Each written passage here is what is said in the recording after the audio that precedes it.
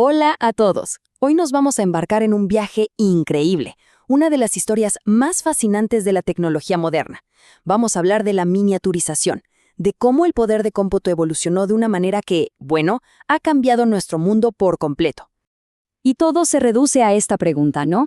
¿Cómo es que pasamos de máquinas que ocupaban habitaciones enteras a estos aparatitos que llevamos en el bolsillo? Para encontrar la respuesta vamos a hacer un recorrido histórico, desde los primerísimos conceptos mecánicos hasta lo que vivimos hoy, la era de la inteligencia artificial. Bien, para ordenar un poco las ideas, este es nuestro plan.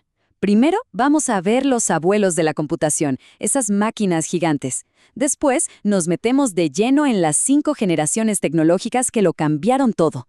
De ahí, vamos a entender qué es el sistema operativo, ese director de orquesta. Veremos cómo pasamos de un solo procesador a muchísimos. Y para cerrar, echaremos un vistazo al futuro de la computación. Bueno, arranquemos. Mucho antes de pensar en circuitos electrónicos o chips, la idea de computar, de calcular, ya estaba ahí. Estaba tomando forma con unos dispositivos mecánicos súper ingeniosos. Esos fueron, digamos, los primeros pasitos. Imagínense, este viaje arranca hace miles de años con algo tan simple como el ábaco. Después, pegamos un salto enorme hasta el siglo XVII. Ahí, un tal Blaise Pascal inventa la pascalina, una calculadora de puros engranajes para ayudarle a su papá con los impuestos. Pero el verdadero padre conceptual de la computadora moderna es Charles Babbage. En 1837, él diseñó en papel su motor analítico. Ojo, una máquina programable con memoria y unidad aritmética. Básicamente, sentó las bases teóricas de todo lo que usamos hoy. Y con esas bases teóricas, ahora sí, entramos de lleno en la era electrónica. La historia de las computadoras modernas se suele dividir en 5 generaciones. Cada una de ellas está definida por un salto tecnológico clave, un algo que las hizo más chiquitas, más rápidas y muchísimo más potentes. Miren, esta línea de tiempo es súper clara. Nos muestra el camino. Fíjense cómo vamos saltando de una tecnología a la otra. Arrancamos con los tubos de vacío, que eran gigantes y frágiles. ¡Pum! Llega el transistor y lo cambia todo. Luego, los circuitos integrados, que meten todo ese poder en algo más pequeño. Y de ahí a la gran revolución, el microprocesador. Eso fue lo que metió una computadora en cada casa. Y bueno, finalmente llegamos a hoy, la era de la inteligencia artificial. Ahora sí, vamos a meternos en cada una de estas etapas. La primera generación era simplemente monumental. Piensen en máquinas como la ENIAC o la UNIVAC. Usaban miles y miles de tubos de vacío. Llenaban habitaciones completas, consumían una cantidad de electricidad brutal y generaban tanto, pero tanto calor que se la pasaban fallando. Y para programarlas, tarjetas perforadas, un proceso lentísimo, súper tedioso. Podías tardar semanas para resolver un solo problema. Una locura. Pero entonces llegó el que cambió las reglas del juego, el transistor. Este pequeño aparatito reemplazó a los tubos de vacío gigantes, y el impacto fue inmediato. Las computadoras se hicieron mucho más pequeñas, más rápidas y sobre todo más confiables.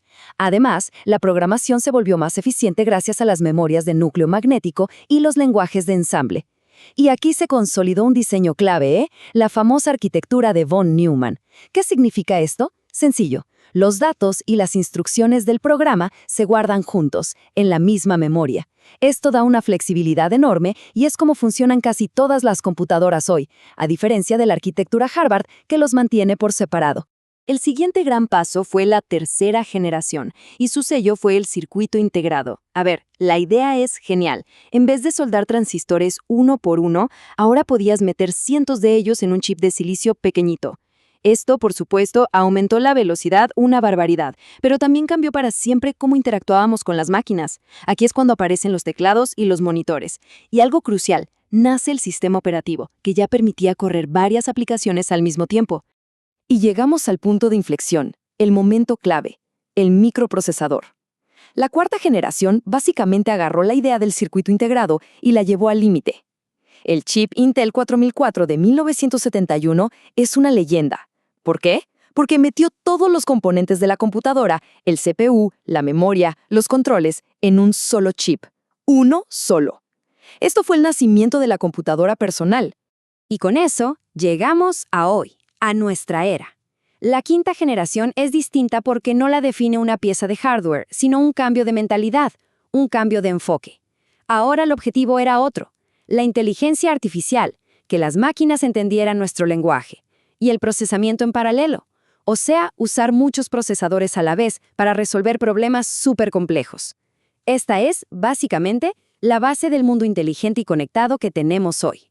Como mencionamos antes, en la tercera generación apareció algo fundamental, el sistema operativo. Pensemos en esto. Si el hardware es el cuerpo de la computadora, el sistema operativo es el cerebro que lo dirige absolutamente todo.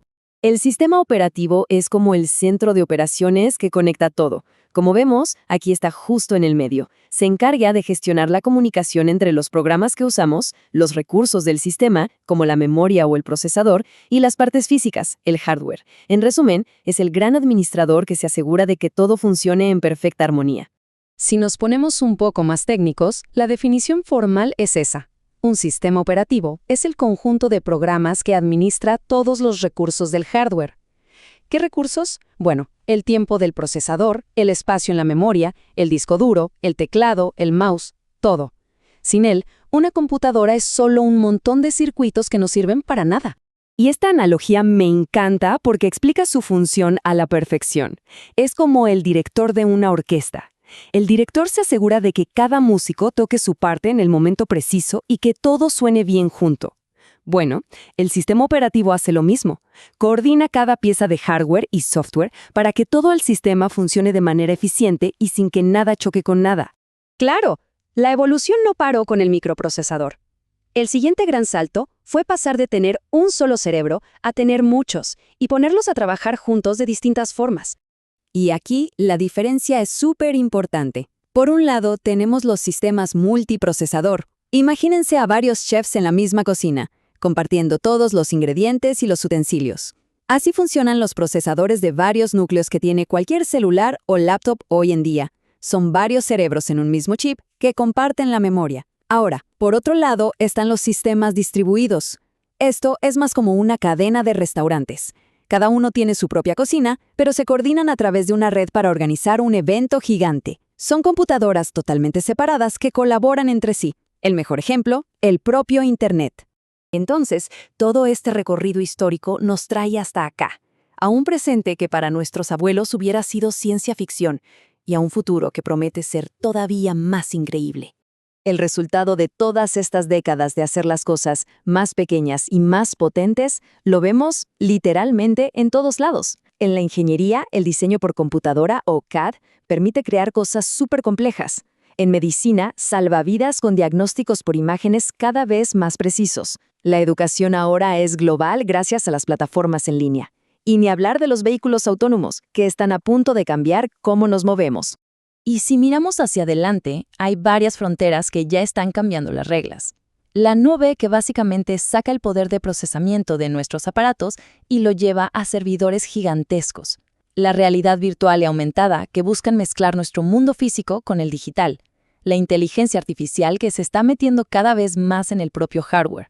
Y en el horizonte, ahí a lo lejos, se empieza a ver la computación cuántica, algo que podría resolver problemas que hoy nos parecen imposibles, como diseñar medicamentos molécula por molécula. Ese podría ser, quién sabe, el próximo gran salto generacional. Y esta idea final resume perfectamente el espíritu de todo esto. El viaje del hardware está lejos de terminar. Al contrario, este impulso por más velocidad, por hacerlo todo más pequeño, más inteligente, sigue con más fuerza que nunca. Y está abriendo puertas a cosas que hoy ni siquiera podemos empezar a imaginar.